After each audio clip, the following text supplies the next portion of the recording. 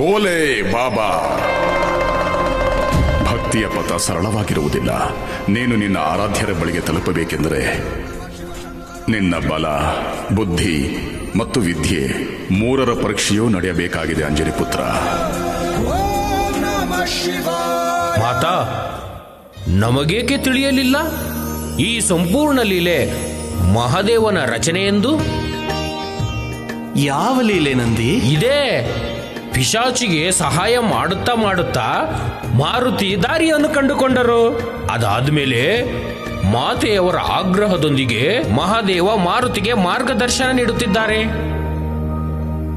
ಈ ನಶ್ವರ ಜಗವು ಒಂದು ದಿನ ಮಣ್ಣಲ್ಲಿ ಮಣ್ಣಾಗುವುದು.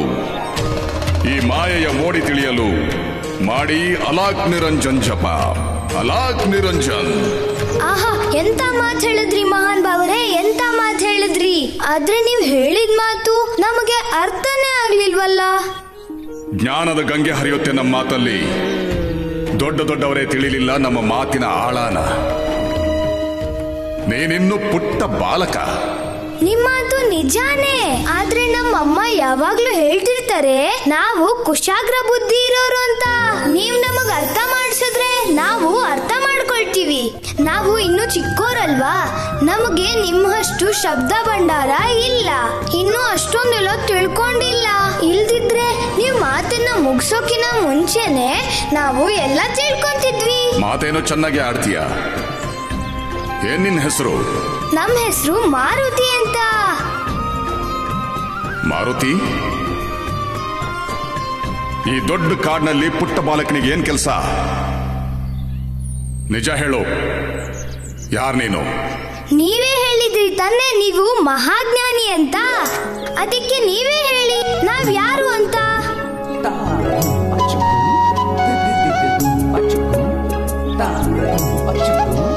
ಸವಾಲಿಗೆ ಸವಾಲ್ ಹಾಕಿದ್ದಾನೆ ಪ್ರಭು. ನೀವು ಹೋಗಿದ್ದು ಮಾರುತಿಯ ಪರೀಕ್ಷೆ ಮಾಡಲು, ಆದರೆ ನನಗನಿಸುತ್ತಿದೆ ಪರೀಕ್ಷೆಯನ್ನೇ ಪರೀಕ್ಷೆ ಮಾಡುತ್ತಿದ್ದಾನೆ ಎಂದು. ಅಲಾಕ್ ನಿರಂಜನ್, ಈ ಬೋಲೆ ಬಾಬನ ಪರೀಕ್ಷೆ ಮಾಡ್ತಿದ್ಯಾ ನೀನು? ಇಲ್ಲಿ ಕೇಳು, ನೀನಿಲ್ಲಿ ಯಾರನ್ನು ಹುಡುಕ್ತಿದೀಯಾ?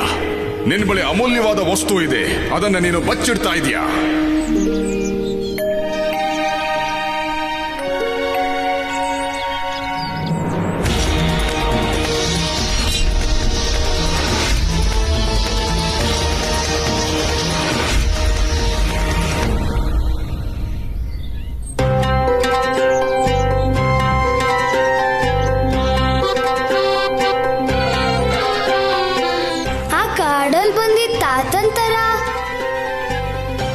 ಇವರು ಕೂಡ ನಾವು ತಂದಿರೋ ಲಾಡುನ ಕದ್ಕೊಂಡು ಹೋಗಕ್ಕೆ ನಮ್ ಹಿಂದೆ ಬಿದ್ದಿಲ್ಲ ತಾನೇ? ಏನು ನಿನ್ನ ಮುಖಮಂಡಲದಲ್ಲಿ ಚಿಂತೆಯ ಛಾಯೆ ಎದ್ದು ಕಾಣುತ್ತಿದೆ?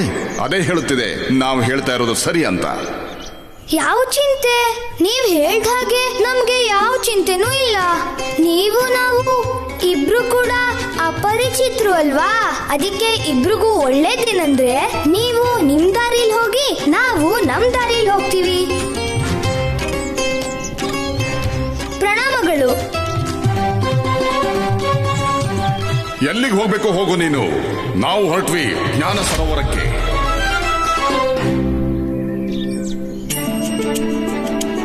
ನಮ್ಮ ಸಾಧನೆಯನ್ನ ಪೂರ್ತಿ ಮಾಡೋದಕ್ಕೆ. ಅಲಾಕ್ ನಿರಂಜನ್, ನಿಮ್ಗೆ ಜ್ಞಾನ ಸರೋವರದ ಮಾರ್ಗ ಗೊತ್ತಿದ್ಯಾ? ಬೋಲೆ ಬಾಬಾ, ಮಹಾನ್ ಬಾವ್ರೆ, ನಾವು ಹೇಳೋದ್ ಕೇಳಿಸ್ಕೊಳ್ಳಿ. ಮಹಾನ್ ಬಾವ್ರೆ, ನಾವು ಕೂಡ ನಿಮ್ ಯಾತ್ರೆಯಲ್ಲಿ ಜೊತೆಗೆ ಬರ್ತೀವಿ. ಏಕೆ? ನೀನೇ ತಾನೇ ಹೇಳಿದ್ದು ನಿಮ್ ದಾರಿ ನಿಮ್ಗೆ, ನನ್ ದಾರಿ ನನಗೆ ಅಂತ. ನಾನು ಅಪರಿಚಿತ ಅಲ್ವಾ? ನೀವು ಅಪರಿಚಿತರ ಇರ್ಬೋದು, ಆದ್ರೆ ನೀವು ಮಹಾಜ್ಞಾನಿ. ಅಮ್ಮ ಹೇಳ್ತಿರ್ತಾರೆ ಜ್ಞಾನಿಗಳು ಮತ್ತು ಗುರಿ ಒಟ್ಟಿಗೆ ಸಿಗೋದು ತುಂಬಾ ಕಷ್ಟ ಅಂತ. ಅದಕ್ಕೆ ನೀನು ನಮ್ಗೆ ಬೆಂತೋರ್ಸ್ ಹೋಗ್ತಿದ್ದೆ ಅಲ್ವಾ? ಅದು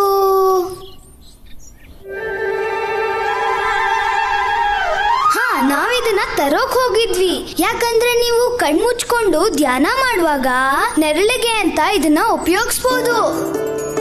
ಮತ್ತೆ ನಿಮಗೆ ದಣಿವಾದಾಗ ಇದನ್ನ ಬೀಸಣಿಗೆ ತರ ಉಪಯೋಗಿಸ್ಕೋಬಹುದು. ಮಾತುಗಳನ್ನಂತೂ ಬಹಳ ಚೆನ್ನಾಗಿ ಆಡ್ತೀಯ ನೀನು.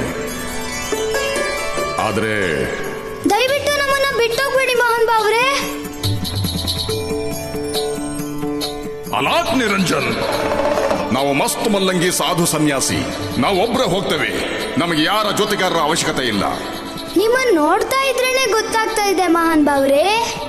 ಅದಕ್ಕೆ ನಾವು ಹೇಳ್ತಿರೋದು, ಸಾಧುಗಳ ತಪಸ್ಸಿಗೆ ಯಾವುದೇ ತೊಂದರೆ ಆಗ್ಬಾರ್ದು ಅಂತ. ನೀವ್ ಧ್ಯಾನದಲ್ಲಿದ್ದಾಗ ನಿಮ್ ಜೊತೆ ಯಾರಾದ್ರೂ ಇರ್ಬೇಕು. ಈ ದಟ್ಟವಾದ ಕಾಡಲ್ಲಿ ಯಾವ್ದಾದ್ರೂ ಪ್ರಾಣಿಗಳು ಬಂದ್ರೆ ನಿಮ್ಮನ್ನ ಎಚ್ಚರಿಸ್ಬೇಕು. ನಮಗೂ ನಿಮ್ ಸೇವೆ ಮಾಡೋಕೆ ಅವಕಾಶ ಮಾಡ್ಕೊಡಿ ಮಹಾನ್ ಭಾವ್ರೆ. ಸಾಕು ಮಾಡಿ ಪ್ರಭು, ಕೃಪೆ ಮಾಡಿ ಮಾರುತಿಯ ಇಚ್ಛೆಯನ್ನು ಪೂರ್ಣಗೊಳಿಸಿ.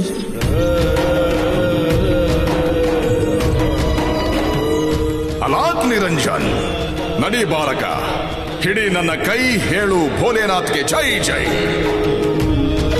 ನಡಿ. ಧನ್ಯವಾದಗಳು ಮಹಾನ್ ಭಾವ್ರೆ.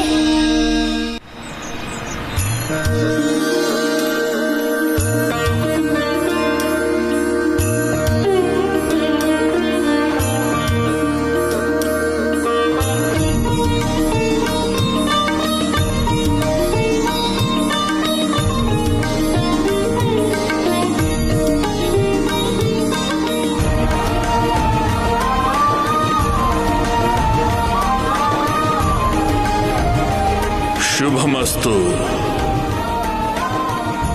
ಋಷಿ ದೂರ್ವಾಸರೆ, ನೀವು ನಮ್ಮ ಅರಮನೆಗೆ ಬಂದದ್ದು ನಮ್ಮ ಪುಣ್ಯವೇ ಸರಿ. ವಾನರ ರಾಜ ಕೇಸರಿ ಅಕ್ಕಸಾಲಿಗನಿಗೆ ಚಿನ್ನದ ಮೌಲ್ಯ ತಿಳಿದಿರುವಂತೆ ಒಬ್ಬ ಸನ್ಯಾಸಿಗೆ ಧರ್ಮಾತ್ಮನಾದವನ ಬಗ್ಗೆ ಚೆನ್ನಾಗಿ ತಿಳಿದಿರುತ್ತದೆ. ಅಂತಹ ಎರಡು ಧರ್ಮಾತ್ಮಗಳು ನಮ್ಮೆದುರು ಕುಳಿತಿವೆ. ಒಬ್ಬರು ನೀವು, ಮತ್ತೊಬ್ಬರು ನಿಮ್ಮ ಧರ್ಮಪತ್ನಿ ಅಂಜನಿ ದೇವಿ. ಅಂಜನಿ ಯಾಕಿಷ್ಟು ಭಯಭೀತಳಾಗಿದ್ದಾಳೆ? ಅಂಜನಿ ದೇವಿ, ನೀವು ಅಪ್ಸರೆಯಾಗಿದ್ದಾಗ ನಾವು ನಿಮಗೆ ನೀಡಿದ ಶಾಪದ ಬಗ್ಗೆ ನಿಮಗಿನ್ನೂ ಭಯವಿದೆ ಎಂದು ನಮಗೆ ಚೆನ್ನಾಗಿ ಗೊತ್ತು. ನೀವು ನಮಗೆ ಧರ್ಮಾತ್ಮ ಎಂದು ಹೇಳಿದಿರಿ. ಅದಕ್ಕಾಗಿ ತಮಗೆ ಬಹಳ ಧನ್ಯವಾದಗಳು. ಮಹಾರಾಜ ಕೇಸರಿ, ನಾವು ನಿಮ್ಮ ಪುತ್ರನ ಬಗ್ಗೆ ಬಹಳ ಕೇಳಿದ್ದೇವೆ.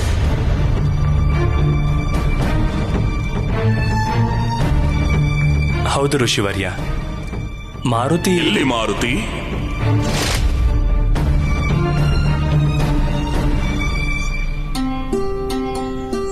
ಮಹಾನ್ ಭಾವ್ರೆ, ನಾವು ನಿಮ್ಗೊಂದು ಪ್ರಶ್ನೆ ಕೇಳ್ಬೋದಾ?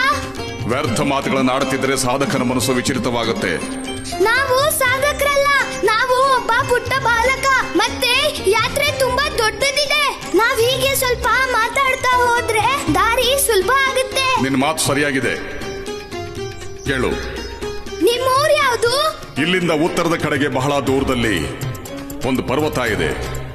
ಆ ಶಿಖರದ ಮೇಲಿದೆ ನಮ್ಮನೆ. ಹೌದಾ? ನಿಮ್ ಪರಿವಾರ ಮತ್ತೆ ನಿಮ್ಮ ಅಮ್ಮ ಅಪ್ಪ? ಯೋಗಿಗೆ ಯಾವುದೇ ಪರಿವಾರ ಇರೋದಿಲ್ಲ.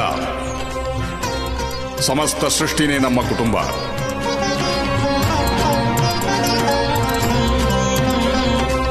ನಿನ್ನಮ್ಮ ನಿನ್ನನ್ನ ತುಂಬಾ ಪ್ರೀತಿಸ್ತಾಳೆ ಅಲ್ವಾ? ಹೌದು ಮಹಾನ್ ಭಾವ್ರೆ. ಅಮ್ಮನ ಚಿಂತೆ ನಿನ್ನ ಮುಖದಲ್ಲಿ ಕಾಣ್ತಿದೆ. ಅವಳನ್ನೇ ನೆನಪು ಮಾಡ್ಕೊಳ್ತಿದ್ಯಾ ಅಲ್ವಾ?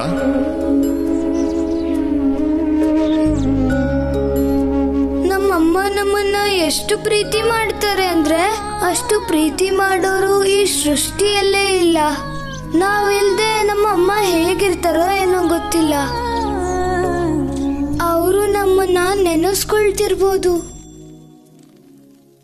ಎಲ್ಲಿದ್ದಾನೆ ಮಾರುತಿ? ನಾವು ಅವನನ್ನು ಭೇಟಿಯಾಗಬೇಕು. ಅವಶ್ಯವಾಗಿ ನಾವು ಈಗಲೇ ಹೋಗಿ ಮಾರುತಿನ ಕರ್ಕೊಂಡು ಬರ್ತೀವಿ.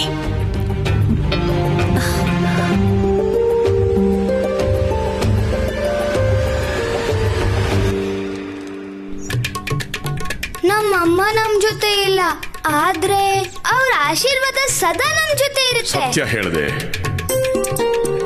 ಆದ್ರೆ ಆ ನಿನ್ನ ಜೋಳಿಗೆಲಿ ಏನಿದೆ?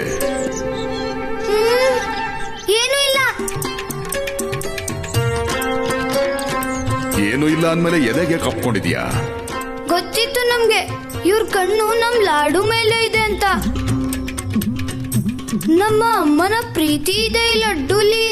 ನಾವು ಇದನ್ನ ನಮ್ಮ ಆರಾಧ್ಯ ದೇವ್ರು ಕೊಡ್ತೀವಿ, ಇದನ್ನ ಯಾರಿಗೂ ಕೊಡೋದಿಲ್ಲ. ಏನಾಯ್ತು? ಏನ್ ಯೋಚನೆ ಮಾಡ್ತಿದ್ಯಾ?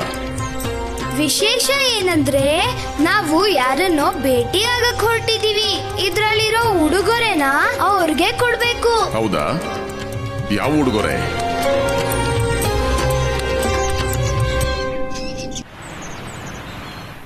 ಮಾರುತಿ, ಸರ್ದಾರ ಮಾರುತಿ. ಅಯ್ಯೋ ಮಿತ್ರ ಮಾರುತಿ, ಆಚೆ ಬಾ. ನಿಧಾನಕ್ಕೆ ಮಾತಾಡು, ನಿಧಾನಕ್ಕೆ. ಯಾರಿಗೂ ಗೊತ್ತಾಗ್ಬಾರ್ದು ನಾವು ಕದ್ದು ಮುಚ್ಚಿ ಮಾರುತಿಯ ಅಂತಪುರಕ್ಕೆ ಬಂದಿದೀವಿ ಅಂತ. ಎಲ್ರೂ ಸೇರಿ ಮಾರುತಿನ ಹುಡ್ಕೋಣ. ಎಲ್ಲೂ ಕಾಣಿಸ್ತಿಲ್ಲ. ಯಾವಾಗ್ಲೂ ಆರಾಧ್ಯ ದೇವ್ರು ಅಂತಿದ್ದ, ಅವ್ರನ್ನೇನಾದ್ರೂ ಹುಡ್ಕೊಂಡು ಹೋಗ್ಬಿಡ ಅಂತ ಗೊತ್ತಾಗ್ತಿಲ್ವಲ್ಲ. ಆ ನಕ್ಷತ್ರದ ಹೆಸರು ಧ್ರುವ ನಕ್ಷತ್ರ. ಆ ನಕ್ಷತ್ರ ಯಾವ ಕಡೆ ಹೋಗುತ್ತೋ ಅದ್ರ ಹಿಂದೆ ನಾವು ಹೋಗ್ಬೇಕು.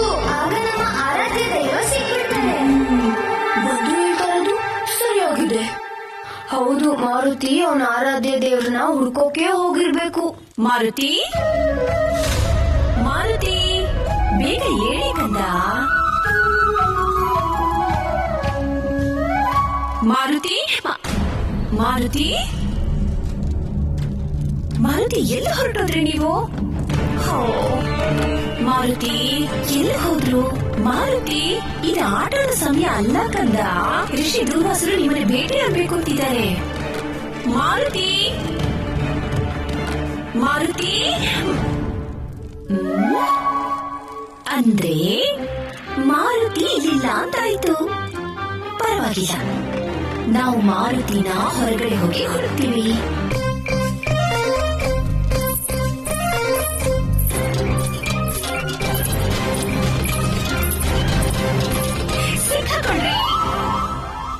ಮಾರುತಿ, ಇಳಿ ಇಳಿ ಇಳಿ, ಈ ವಸ್ತ್ರ ತೆಗಿರಿ.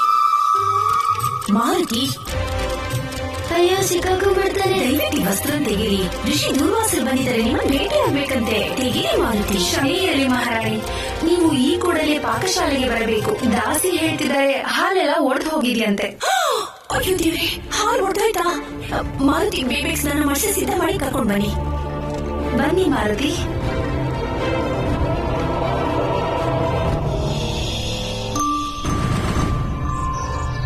ಇನ್ನು ಎಷ್ಟು ಸಮಯ ಆಗತ್ತೆ ಜ್ಞಾನ ಸರೋವರ ತಲುಪಕ್ಕೆ? ಗೊತ್ತಿಲ್ಲ. ನಮ್ ತಲೆ ಓಡ್ತಾ ಇಲ್ಲ ಇವಾಗ. ಏನಾಯ್ತು ಮಹಾನ್ ಬಾವ್ರೆ?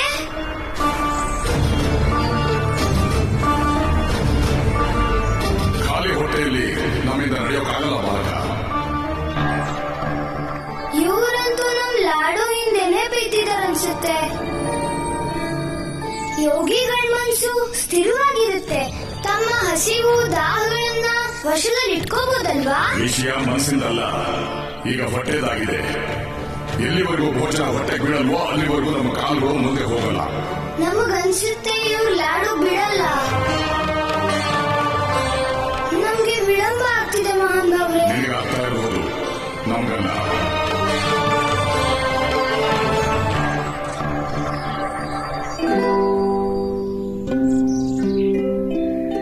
ಸರಿ, ಹಾಗಾದ್ರೆ ನೀವು ಇಲ್ಲೇ ಇರಿ. ನಾವು ನಿಮ್ಗೆ ಭೋಜನದ ವ್ಯವಸ್ಥೆ ಮಾಡ್ಕೊಂಡ್ ಬರ್ತೀವಿ.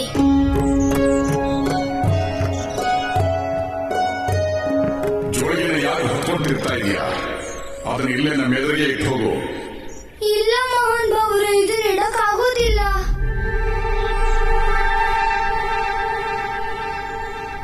ಸಾಕು ನಿಲ್ಲಿಸಿ ಪ್ರಭು. ಕೃಪೆ ಮಾಡಿ ಮಾರುತಿಯ ಇಚ್ಛೆಯನ್ನು ಪೂರ್ಣಗೊಳಿಸಿ. ಒಬ್ಬ ಪುಟ್ಟ ಬಾಲಕನನ್ನು ಇನ್ನೆಷ್ಟು ಪರೀಕ್ಷಿಸುತ್ತೀರಿ ಪ್ರಭು? ಭಕ್ತಿ ಅಂದರೆ ನಿಸ್ವಾರ್ಥ ಸೇವೆ, ತ್ಯಾಗವಿಲ್ಲದ ಭಕ್ತಿಯ ಪೂರ್ಣ. ಇದೇ ವಿಷಯವನ್ನು ಮಾರುತಿ ಕಲಿಯಬೇಕಿದೆ ದೇವಿ. ಸತ್ಯ ಹೇಳಿದಿರಿ ಪ್ರಭು. ಯಾವುದು ಫಲಕ್ಕಾಗಿ ಮಾಡಿದ ಪೂಜೆ ಅಥವಾ ಮನೋಕಾಮನೆಯನ್ನು ಪೂರೈಸಿಕೊಳ್ಳಲು ತೋರಿದ ಭಕ್ತಿ ನಿಜ ಭಕ್ತಿಯಾಗಿರುವುದಿಲ್ಲ. ಪೂಜೆಯಲ್ಲಿ ಸ್ವಾರ್ಥ ಮತ್ತು ಆಸೆ ಇದ್ದರೆ ಆ ಭಕ್ತಿ ವ್ಯರ್ಥವಾಗುತ್ತದೆ. ಹೌದು ದೇವಿ, ನಿಸ್ವಾರ್ಥ ಭಕ್ತಿಯೆಡೆಗೆ ತಲುಪಲು ಮನಸ್ಸನ್ನು ಲೌಕಿಕ ಮೋಹ ಮಾಯೆಯಿಂದ ಮುಕ್ತಗೊಳಿಸಬೇಕು. ನಮ್ಮ ಮಾರುತಿಯ ಅವತಾರ ಅದೇ ನಿಸ್ವಾರ್ಥ ಭಕ್ತಿಯ ಪ್ರತೀಕವಾಗಿದೆ.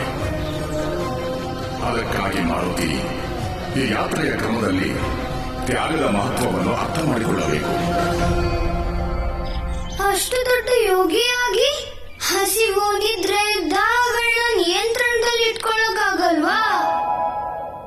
ನಾವೇ ಚಿಕ್ಕೋರಾಗಿ ಆಗ್ಲಿಂದ ಏನೂ ತಿಂದಿಲ್ಲ. ಎಲ್ಲಿವರೆಗೂ ನಮ್ಮ ಆರಾಧ್ಯ ದೇವ್ ಸಿಗೋದಿಲ್ವೋ ಅಲ್ಲಿವರೆಗೂ ನಾವೇನು ತಿನ್ನೋದಿಲ್ಲ. ಆದ್ರೆ ಈ ಮಹಾನ್ ಭಾವರು ಖಾಲಿ ಹೊಟ್ಟೆಯಲ್ಲಿ ನನಗೆ ನಡೆಯೋಕ್ಕಾಗೋದಿಲ್ಲ ಬಾಲಕ ಅಂತಾರೆ.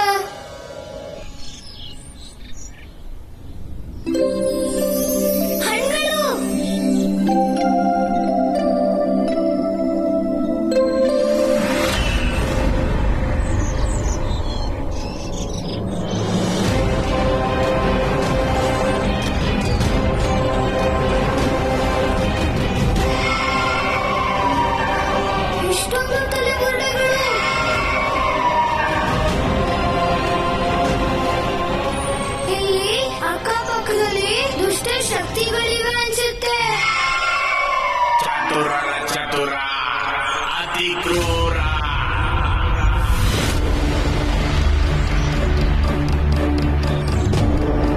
ವೃತ್ತಿಗಿಂತ ಭಯಂಕರ ಸಂಕಷ್ಟಗಳ ಸರ್ದಾರ.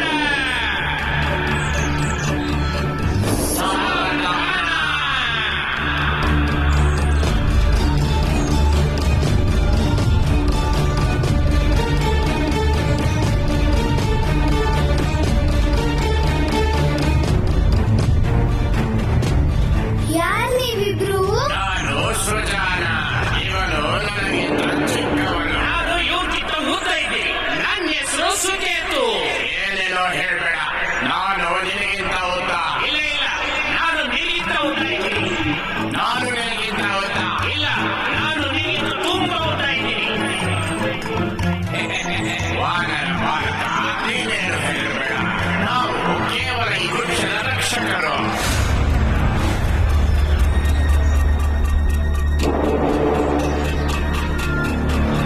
ನಮ್ಮಿಂದ ಭಯ ಪಡ ಅವಶ್ಯಕತೆ ಇಲ್ಲ.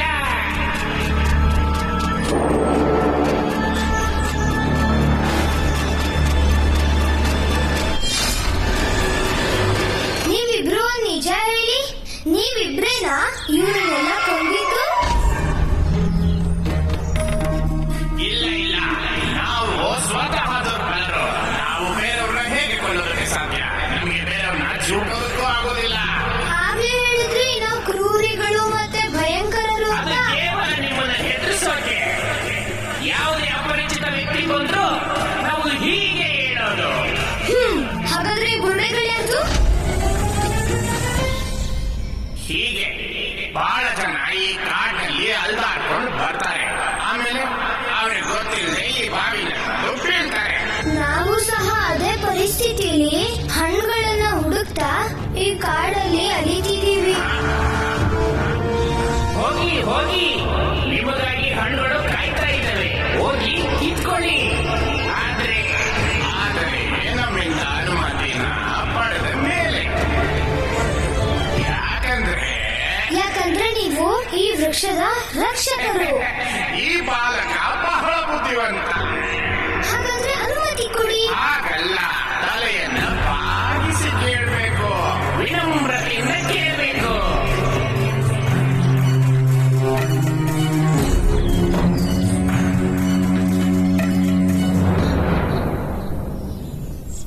ಮಾರುತಿ,